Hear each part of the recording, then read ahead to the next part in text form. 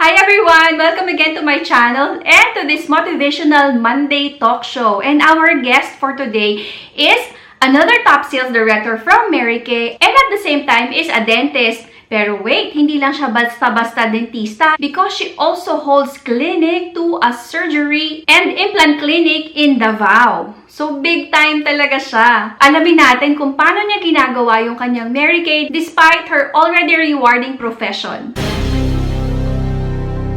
But before we begin, hi, I'm Cecille, MaryKay Senior Sales Director, a tenured beauty consultant, and a women empowerment advocate. In this channel, I talk about women's success stories, MaryKay products, and business how-tos and tidbits of my travels. Please subscribe to my channel for your weekly dose of beauty and inspiration. So, our guest for today, as I've mentioned, is one of my idols nung nagsisimula pa lang ako sa MaryKay and I really looked up to her. Dahil isa siya sa mga sikat na sales director nung bago pa lang ako nagsisimula. She started her MaryKay career in July 2001 and became a senior sales director by August of 2002. And she's really one of the most famous sales director in Davao area. And babasahin ko yung kanyang accolade dahil napakahaba at ang dami talaga. And you will be amazed of the things that she was able to achieve even if she's doing the MaryKay business part-time. So she is a Dallas trip achiever 7 times in a row. A top sales director trip achiever to Hanoi, Vietnam, and Czech Republic together with her husband. An NSD in the making achiever for 3 times. Court of Personal Sales achiever for this 2019. A Court of Sharing achiever for 9 times.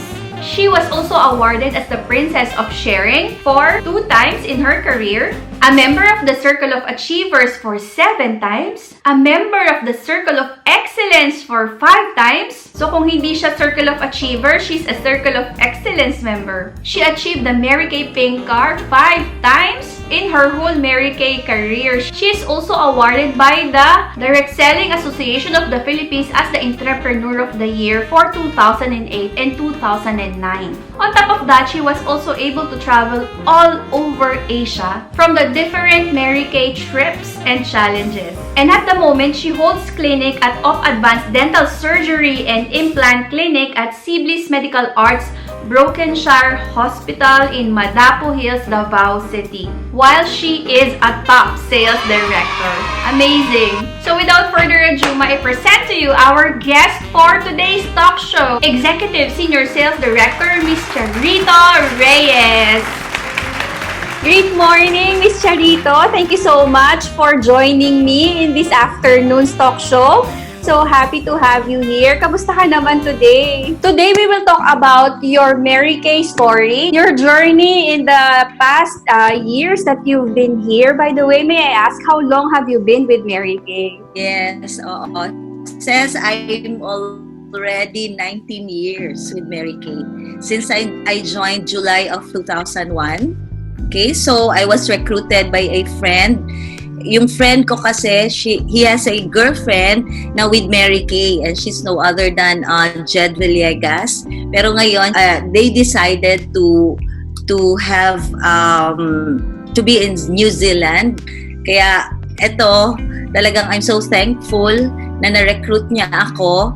Kasi during that time, I think siguro 3 times niya talaga ako tinawagan and it's in the 3rd time na talagang nag-say yes ako. And of course, it's I thought it's parang wala lang, just to try the product and everything, but it turned out na I will be here for 19 years na and it's going to be, I think, a lifetime opportunity for me already. Kakatuwa. Would you share with us what were you doing before you joined MaryKay and what made you decide to do this business? Okay. So, says I'm a dentist by profession. 7 years na ako nagpa-practice when I came to encounter MaryKay business. So, during that time, syempre 7 years na ako, I have already, meron na akong maraming pasyente. Syempre, there's a time na I am also thinking of another things to do. Para bang ganyan, siguro may mga times na medyo nabuboard sa mga ginagawa. Pero hindi ko naman talaga iniisip na it's going to be MaryKay na pupuno sa akin ng yung gusto ko na mga other business. Pero during that time nga, kasi nga I'm so, I don't know, when I started, parang I'm so skeptical. Kasi that time, I have been really doing a lot in my clinic. Meron na akong mga patient. I go there na talagang merong mga scheduled patient. So, when I started my MaryKay business, para bang during that time kasi nagustuhan ko siya all because of the product. So, talagang para bang sabi ko, I fell in love with the product na parang sabi ko, oh, I'm going to use this every day and it's going to be siguro, tatagal ko siyang gagamitin. Kasi before, it's a challenge to me to look for a product that will really suit my skin kasi I'm really very oily. Ang dami kong pimples, talagang pimples all over. And then every time I encounter a product that I use, para bang hindi siya tatagal. And then when I see other people na, yung kaibigan ko na using another product na maganda yung skin niya, tinatanong ko talaga, parang sinasabi ko, anong ginagamit mo ngayon? So, ayun, I shift to another product. But when I encountered MaryKay, parang I decided na I'm going to use this product. So, aside from that, syempre, I've discovered about the opportunity naman na parang sabi ko na, I can also do this kasi I'm already using the product. So, I can also share the product. Would you remember, magkano yung first paycheck mo when you started team building in MaryKay? Okay, so I'm so, di ba sabi ko, I have mentioned na I'm so skeptical. Syempre, in a way na I have been really earning in my profession as a dentist. And syempre, sabi ko, when I join other business, it should be something na it's going to be worth it, worth of my time, worth of my effort. And then, syempre, kumikita, di ba? So, when I started, talagang dalawang isip ako na I'm going to do this or I'm going to leave my clinic because I'm doing this MaryKay, yung mga ganyan. So, what I did is, I did it, of course, part-time. So, I am in my clinic and at the same time, I am also calling friends para ma-try nila yung product. So, when I started kasi, nakita ko yung presentation sa MaryKay. Nakita ko yung maraming pera, nakita ko yung eroplano. So, ibig sabihin yung may mga free trips. Nakita ko yung car. So, ibig sabihin, I'm going to change my car every 3 years. So, ibig sabihin, every 3 years, I have a brand new car. Parang ganon. I'm so happy being with MaryKay and my first check is medyo maliit lang siya kasi I'm just being so curious how I'm going to get commission.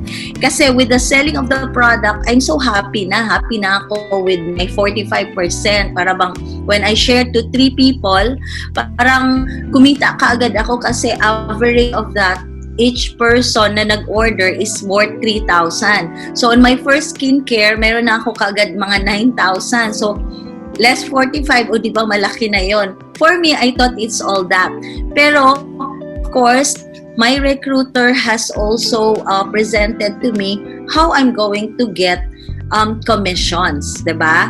So, she told me that I'm going to share this to people also, na 3 people, para makapag-start ako ng commission. During that time kasi, you need 3 people to join para you will get the 4% commission. So, tinry ko lang yun. So, on the first month that I joined, kasi July, I still remember it, July 21, 2001. So, ibig sabihin, nasa mga 3rd week na ako. But, I did it to 3 people na nakapag-recruit ako. So, on August of that year, meron na kaagad akong commission. Pero siguro nasa mga 800, I still remember that. Yun yung first commission ko. So, that's the first month na after I joined MaryKay. Wow, 800 pesos for a starter, no? Pero saan na nakarating yung 800 pesos mo na yan? Would you share with us the highlights of your MaryKay career?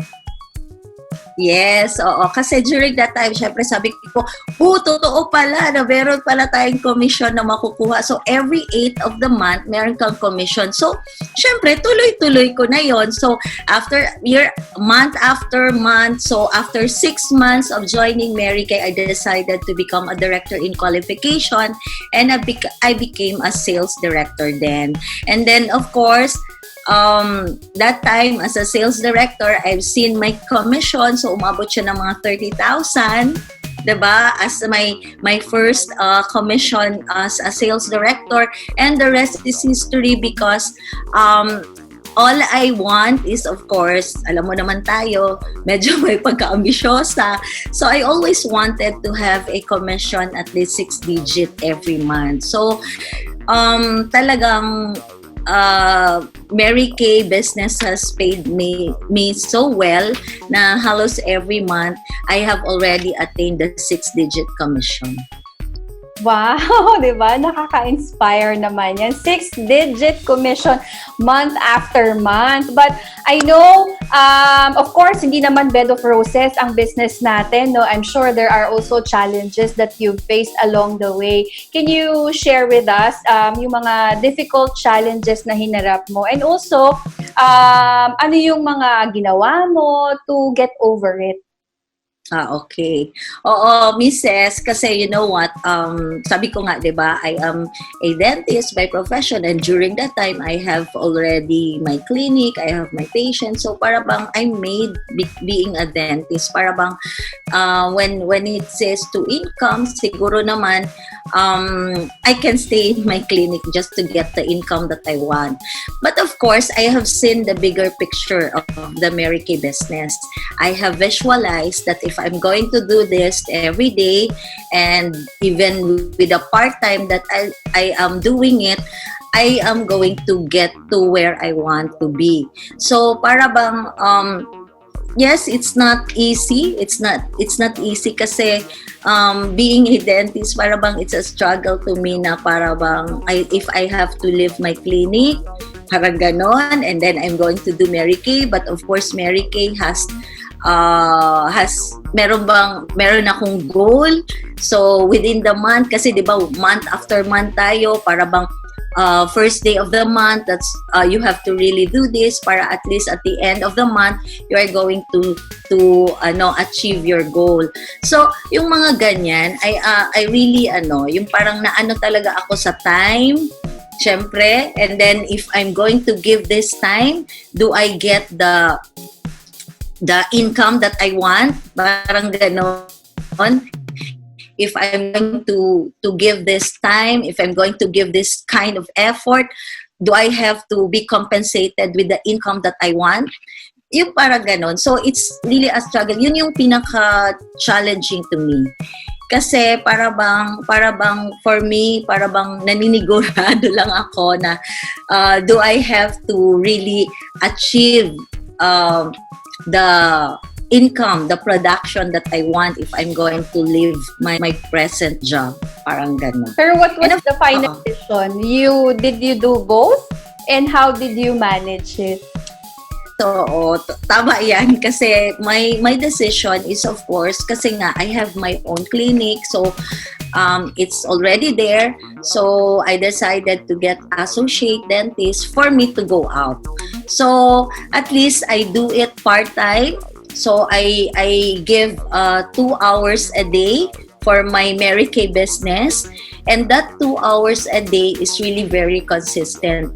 When I say 2 hours, it's every day. So, walang paltos every day, even hanggang Saturday. So, 6 times talaga na 2 hours, 2 hours. That's every day. So, I have managed my time, parang obviously naman, because I have been really achieving a lot in my MaryKay business also. Wow! So, time management is the key. So, for those dentists who will be watching this video in the future, ayun ang sagot, no? If they would consider doing MaryKay part-time as well, time management is the key. And of course, you got an associate, which is very helpful. Ayan. And Miss Cha, tanong ko na din sa'yo, what advice can you give sa mga beauty consultants natin ngayon who are also like you before, struggling with time? So probably they are doing the business part-time, or they are other things to do, like yung mga mommies ngayon, di ba, nagmo-module sila. Ayan, what would you advise to them? Okay, so ganito lang, of course, lahat naman talaga tayo, we always give time, we always have this mga paraan or ways na dapat nating gawin if we really want it, diba? So, with that, of course, kailangan lang talaga nating maging masipag. We have to be very masipag. We are willing to do our job as a beauty consultant, diba? And of course, for us to have a direction, we should really set a goal. So yung goal natin should be every week, and that every week will be divided into days para at least we can really achieve it at saka magkaroon talaga ng result. And as I have said, I have already shared it to you, we need at least 2 hours. So yung ginawa ko lang naman talaga is 2 hours lang talaga. That is the things that I have really remembered when I started my MaryKay business. Kasi I'm not that really willing also to give up being a dentist, but because I can do it naman with the time management, I give 2 hours a day. But of course, with that 2 hours, you should have a direction. You should set a goal for your monthly goal, for the selling that you will be doing, and also for your team building that you will be doing. So meron ka talagang nakaset na goal and you are really willing to do it. Now, in MaryKay kasi, if you are really willing to do it, you just have to really take the first step. Do it the first day, and then another day, and then another day, hanggang maging 21 days na ginagawa mo. You know what? It's going to be a habit. And if it's a habit, you are getting result. And if you are getting the result, then you will be really loving what you are doing. And you will be addicted to what you are doing, and you can never stop. Yun lang talaga. So, I hope yung mga beauty consultant natin na mga bago, and of course yung mga tenured na still really thinking na parang nagdadalawang isip pa rin, am I in or I'm out, may mga ganyan. So, you have to be very determined lang talaga. Decide kung ano yung gusto mong gawin. Even with your part-time job, you can still do MaryKay.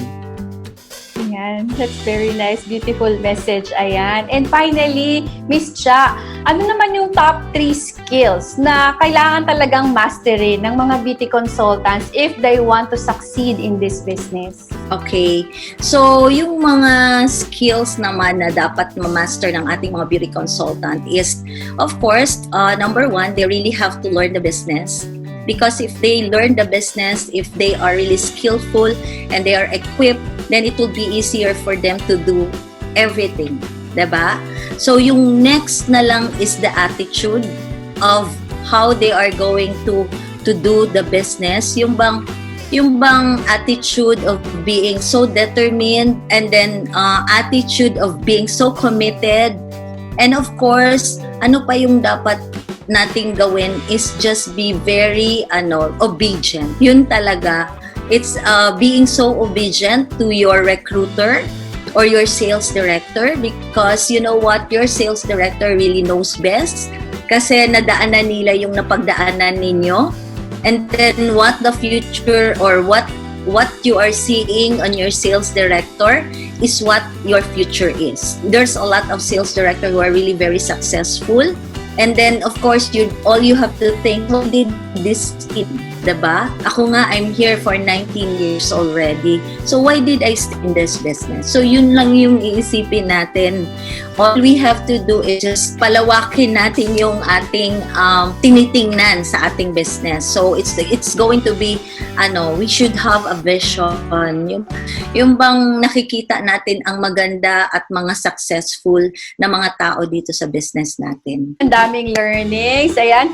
Closing na! O, diba? Ang bilis lang natin. So, in closing, Miss Cha, do you have any message for your unit members and offspring directors? I would like to, of course, express my message to all mga beauty consultant and of course, yung lahat ng mga sales directors who are with MaryKay. Of course, sometimes kasi masyado tayong yung parang we easily give up, 'di ba?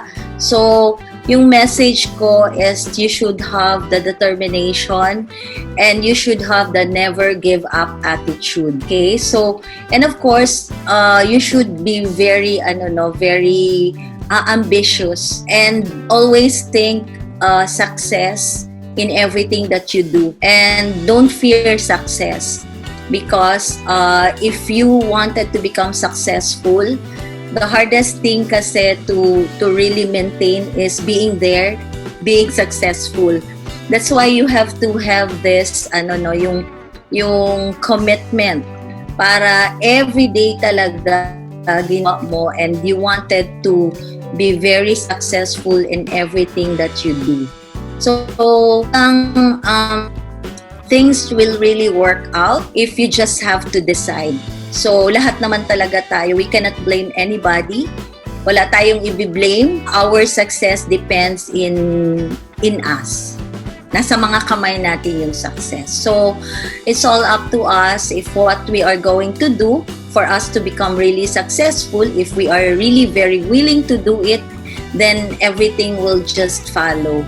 Lahat yan maa-attract sa atin, because being so positive in accepting the challenges, and even kung ano man yung work natin dito sa MaryKay, if you just accept it very positively, then everything will just follow. Success, and of course, yung business natin mag-flourish. So everything just, it's all because of us. So, yun lang. So you cannot blame anyone na of your failures, because ikaw lang din yan. Nasa sayo lang talaga lahat. If you wanted to become successful, then I know you will really become successful. And speaking of flourishing business, Miss Cha, can you share with us, alin yung pinaka-favorite mong achievement sa MaryKay? Yes, okay. So, alam mo, with my 19 years, I have a lot of achievements already. Yung parang, I love kasi the culture of MaryKay. It's really praising people to success. So, ang dami nating mga recognitions. And of course, I've been to a lot of countries, all because of MaryKay. And I have earned cars because of MaryKay. And of course, yung talaga, yung greatest achievement that I have is that I have passed on the opportunity to women who are also determined, committed, and independent sales directors today.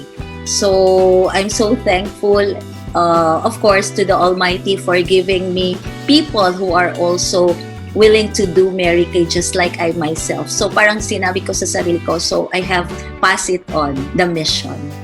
Wow, it's beautiful. Beautifully said. Thank you so much for that, Miss Cha. Ang dami kong natutunan, o di ba ako yung unang natuto. We're almost done, but before we finish, meron akong mga surprise questions sa'yo. Ayan, ready ka na ba? Yung mga surprise question, baka hindi ako makasagot ha. Tingnan natin. Okay, sige. Yan, question number 1. What is your favorite digital activity in MaryKay? Okay. Yung favorite digital activity na gusto ko sa MaryKay is yung yung Facebook Live. Yung live ko na ginagawa. Para bang I'm happy doing it.